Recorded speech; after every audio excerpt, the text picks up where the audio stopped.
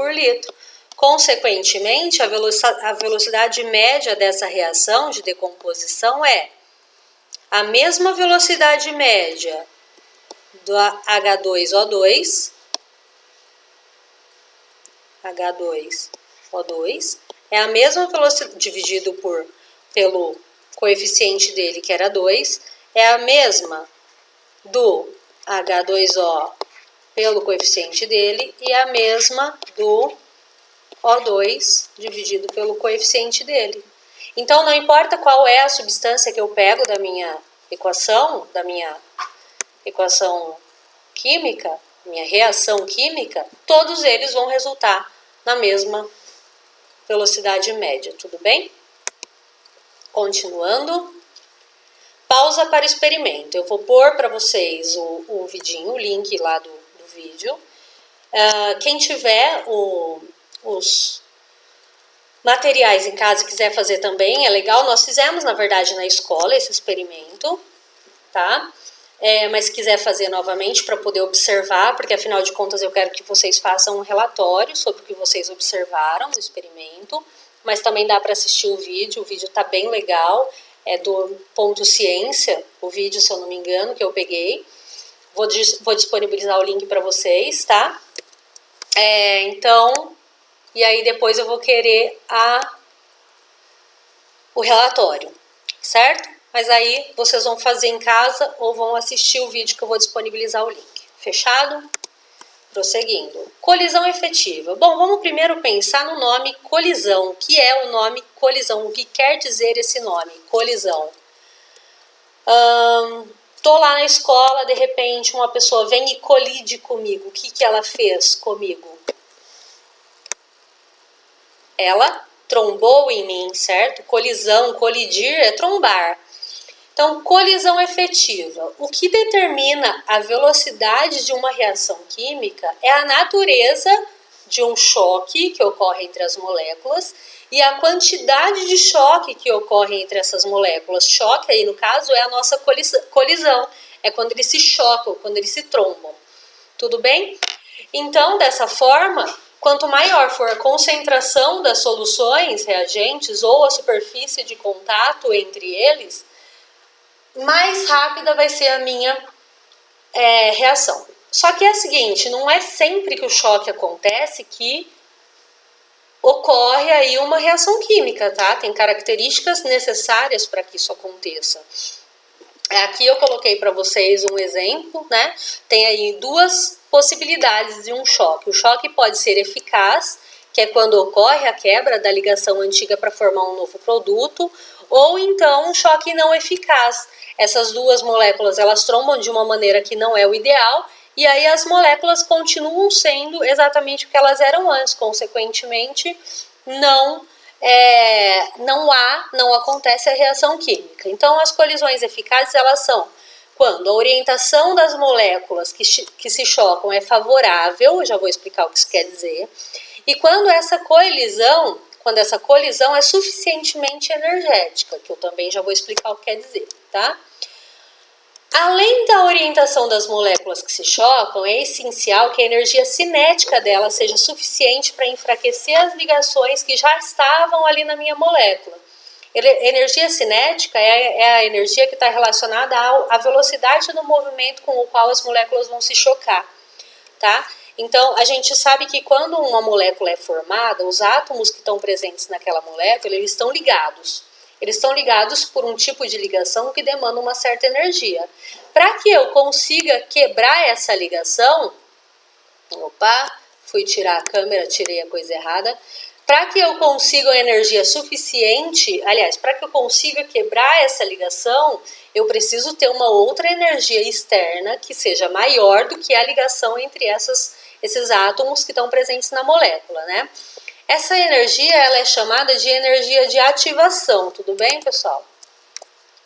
Mas vamos lá. Então, eu tenho aqui a demonstração de duas colisões, uma efetiva e uma não efetiva. Então, eu tenho aqui a molécula do dióxido de nitrogênio e do óxido de carbono, tá? Monóxido de carbono, perdão. Quando o carbono da molécula do monóxido de carbono tromba com o nitrogênio da molécula do dióxido de carbono, não há quebra de ligação entre as moléculas, não tem energia suficiente para quebrar a ligação aqui do oxigênio com o nitrogênio e esse oxigênio poder se juntar ali com o carbono. Não tem energia suficiente. Agora, quando eu trombo, quando eu consigo orientar as minhas moléculas de forma que o carbono choque com o oxigênio da outra molécula, aí sim eu consigo de fato fazer com que a molécula do dióxido de nitrogênio tenha suas ligações enfraquecidas para que o oxigênio se junte ao carbono na outra molécula. Esse estágio aí, quando a molécula está se quebrando, a gente tem esses compostos, eles têm um nome, eles se chamam complexo ativado, complexo ativo. E a energia, a estabilidade deles é muito menor, eles são bem reativos, tá? Justamente por conta dessa essa força que diminui da ligação aí, nesse caso, do oxigênio com o nitrogênio, porque ele está prestes a se juntar com o carbono aqui para formar o dióxido de carbono, que é o gás carbônico. Aqui é o que eu falei para vocês, é o seguinte, quando a gente tem uma reação química, a gente tem aqui as moléculas do reagente, né? A gente tem aqui as moléculas do reagente, que são... Ah, vocês não estão vendo meu cursor, né? Eu tô aqui toda plena achando que vocês estão vendo o cursor e vocês não estão vendo, estão vendo? Ah, meu pai. Bom, vamos lá. Agora já foi. A gente tem aqui as moléculas do nosso reagente e tem uma certa energia envolvida ali, né? Porque são as energias de ligação das moléculas.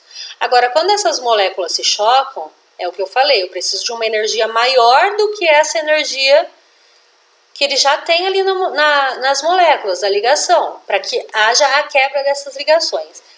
Essa energia, que é a nossa energia de ativação, ela vai aumentar a energia da reação, que é exatamente o ponto onde a gente chama de complexo ativado, que eu falei para vocês ali atrás. E depois que essa reação ocorre, a energia da minha reação volta a cair. Então, nesse caso aqui, eu tenho uma reação exotérmica, que é a liberação de calor, né? Liberação de energia, perdão. Deixa eu ver o que está escrito aqui. O gráfico mostra que a energia que deve ser fornecida ao sistema para ter início é de 134 kJ, que é a nossa energia de ativação. Essa reação é exotérmica, ela libera 234 kJ para cada mol de monóxido de carbono e dióxido de nitrogênio.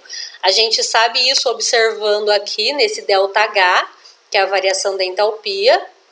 Cliquei aqui, desculpa.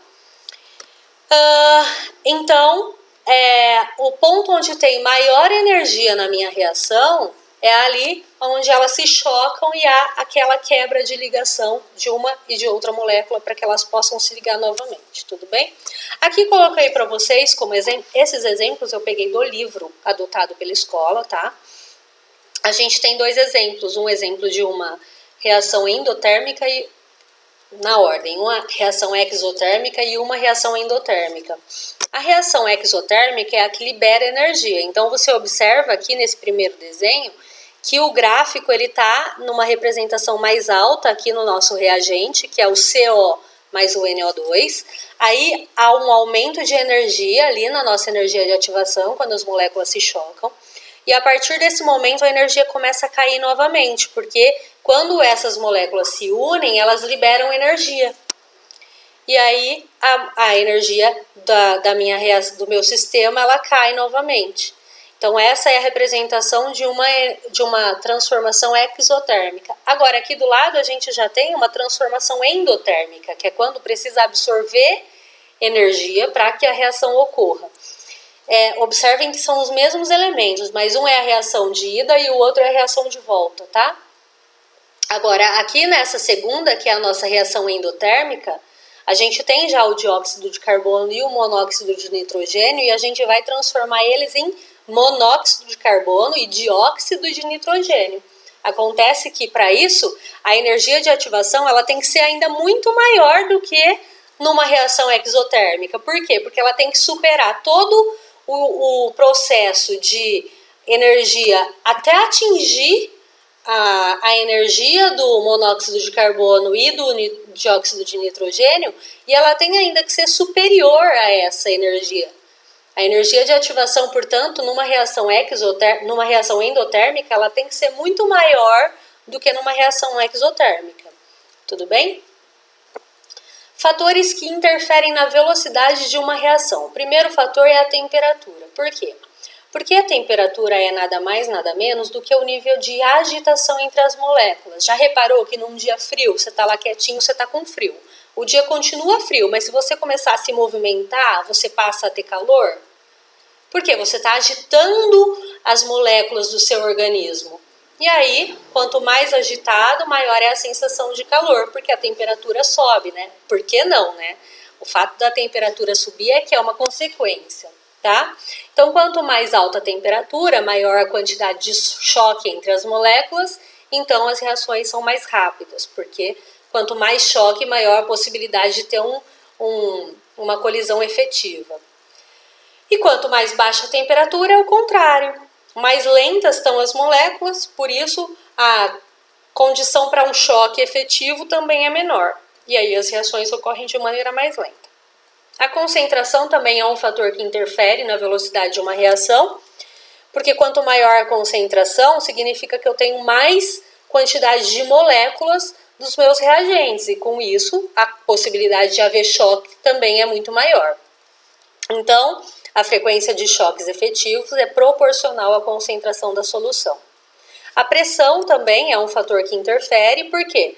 Porque quando eu pressiono algo, as moléculas desse algo que estão sendo pressionadas, elas vão ficar mais próximas, cada vez mais próximas umas das outras. Consequentemente, o espaço para que elas se movimentem também é menor, elas ficam mais perto e o choque entre elas também é mais certo. A superfície de contato. Quanto maior for a superfície de contato entre os reagentes, maior vai ser a velocidade da reação, tá? Só que não é maior a superfície de contato falando de área externa, e sim superfície de contato entre os reagentes.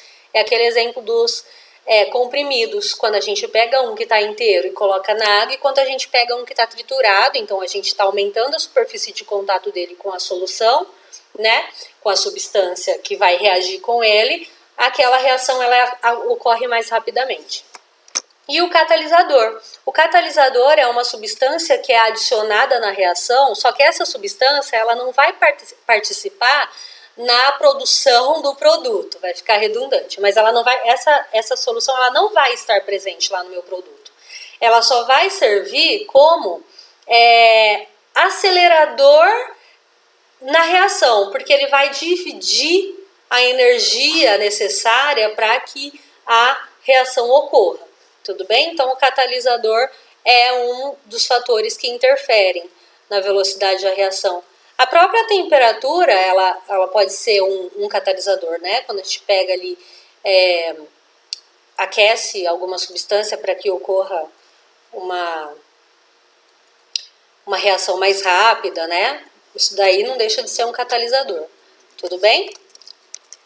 Agora, equilíbrios químicos, pessoal. Esse daqui, na verdade, é uma introdução, mas é uma atividade que eu gostaria que vocês fizessem aí, sozinhos, para depois, na próxima aula, a gente esclarecer tudo certinho. Isso aqui é uma introdução sobre equilíbrios químicos, mas pensa no significado da palavra equilíbrios, faz a leitura dessas duas imagenzinhas que eu coloquei para vocês, e depois eu coloquei 4 questõezinhas para vocês responderem com base naquilo que está falando ali nesses 2 esqueminhas. Tudo bem? Eu quero que vocês façam para a gente poder ter uma introdução, uma base para a próxima aula, certo? Tudo bem, pessoal? Se tiver ficado alguma dúvida,